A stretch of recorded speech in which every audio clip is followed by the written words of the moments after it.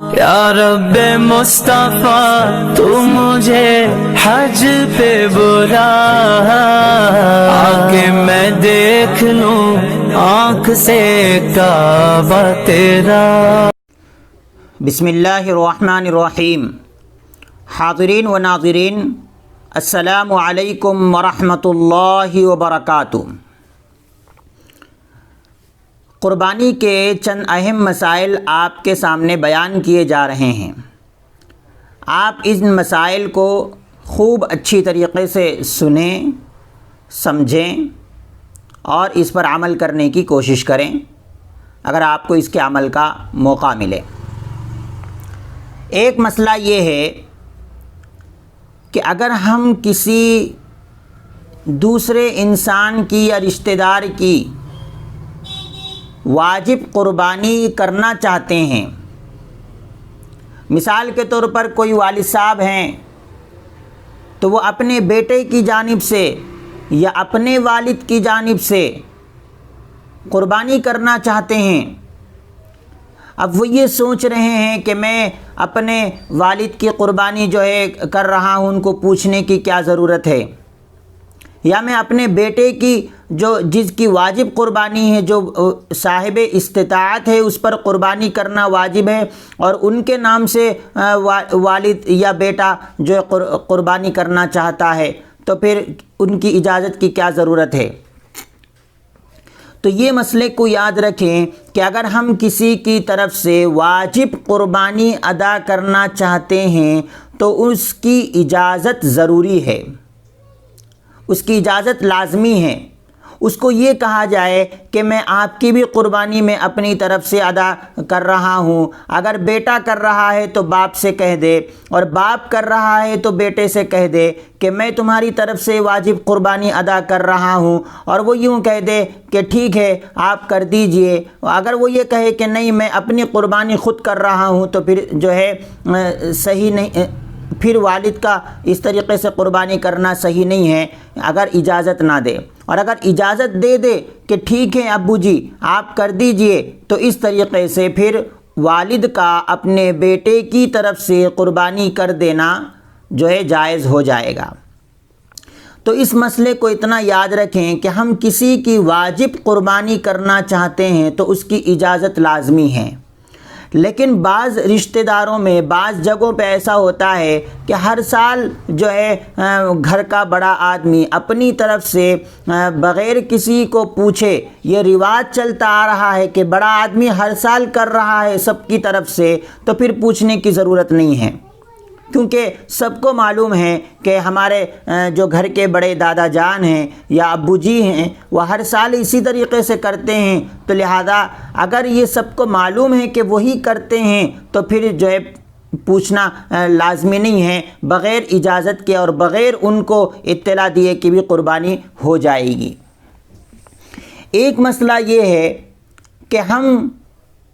کسی کے پاس حصہ لیتے ہیں یا قربانی کا جانور لیتے ہیں، تو اکثر ایسا ہوتا ہے کہ لوگ قربانی ہونے کے بعد پیسے ادا کرتے ہیں، یا ان سے کہہ دیتے ہیں کہ آپ میرا حصہ شامل کر دیجئے کہ میں آپ کو قربانی کے تیسرے دن چوتھے دن آپ کو پیسے دے دوں گا۔ اس طریقے سے ادھار اپنا جانور خریدتے ہیں قربانی کا۔ تو کیا ادھار قیمت پر حصہ لینا یا ادھار قربانی کا جانور لینا، کیا یہ جائز ہے؟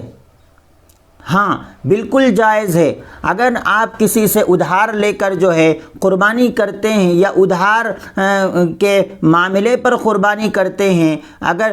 حصہ ڈالنے والے سے یہ کہتے ہیں کہ آپ میرا بھی حصہ شامل کر دیجئے، میں آپ کو پہلی تاریخ کے بعد مجھے میری سیلری ملتی ہے، میری تنخواہ ملتی ہے، میں آپ کو اس وقت پیسے دے دوں گا، اور وہ راضی ہو جائے کہ ٹھیک ہے کوئی بات نہیں آپ پہلی کے بعد مجھے پیسے دے دینا، تو اس طریقے سے بھی قربانی جائز ہے،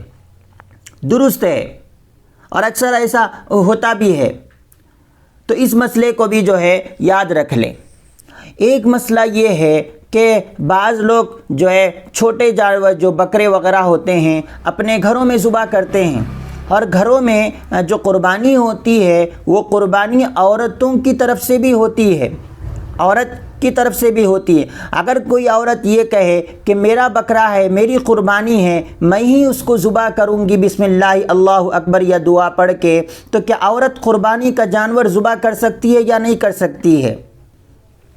تو اس مسئلے کو بھی یاد رکھیں کہ قربانی کرنے کے لیے مسلمان کا ہونا، یعنی جانور کو ذبح کرنے کے لیے مسلمان ہونا شرط ہے، چاہے وہ مرد ہو چاہے وہ عورت ہو۔ لہٰذا اگر کوئی عورت اپنی قربانی کا جانور خود اپنے ہاتھوں سے پورے شرائط اور طریقے کے ساتھ جو ہے ذبح کر سکتی ہے اور کر رہی ہے، تو عورت کا ذبیحہ، مسلمان عورت کا قربانی کا جانور ذبح کرنا بالکل جائز ہے۔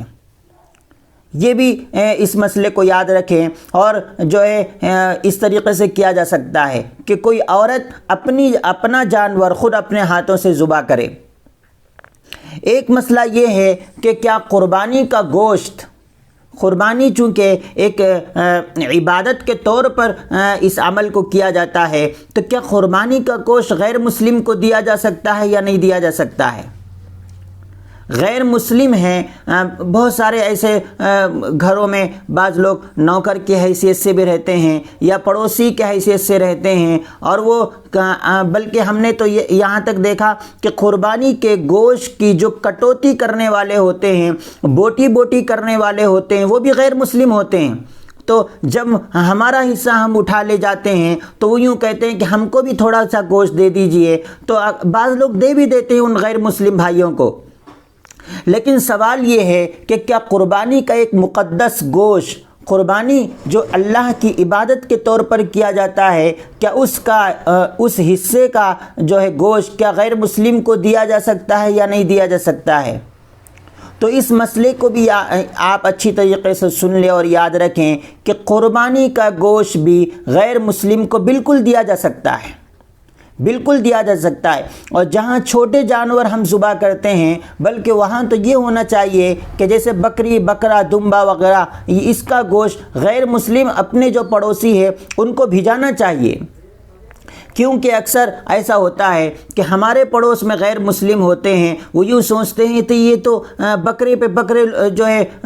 لڑکا رہے ہیں اور کاٹ رہے ہیں اور خوب کھا رہے ہیں، لیکن ہمارا کوئی خیال نہیں کر رہے ہیں۔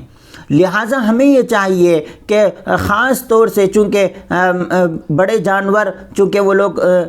بعض لوگ کھاتے نہیں ہیں غیر مسلموں میں، لہٰذا بکری جو لوگ کاٹتے ہیں، بکرا جو لوگ کاٹتے ہیں، یا دمبا بھیڑ جو لوگ کاٹتے ہیں، وہ لوگ اس بات کا خیال رکھیں کہ اپنے پڑوس کے جو غیر مسلم لوگ ہیں ان کو یہ کہہ کے دے دیں کہ یہ بکرے کا گوشت ہے، یا وہ جانتے ہیں کہ ہمارے گھر میں اگر بکرا کٹا ہے تو ہم جو ہے اس گوشت کو وہاں تک پہنچا دیں۔ لیکن اگر کوئی فساد اور گڑبڑ